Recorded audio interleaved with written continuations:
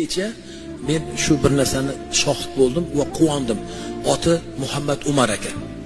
Chaqaloqimiz keldilar, quloqlariga azon aytib qo'yishdi. Allohga qasam. Allohga qasam, azon aytib boshladik, haligi bola ko'zlarini yumib shunday rohat uyquga ketyapti. Azonda to'xtatdim, ko'zini ochib oldi. Bu tarafga o'tkazdim-da, qomat aytsam, yana ko'zlarini yumdi-da, uyquga ketyapti, rohat qilib. Shunday qaradim, otalariga desam, u tog'alari ekan.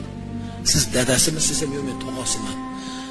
Bu bola dedim, onalarini qornida ko'p Qur'on eshitganga o'xshaydi desam, xuddi shunday. Onalari uni tug'ilgunicha faqat Qur'on eshitgan.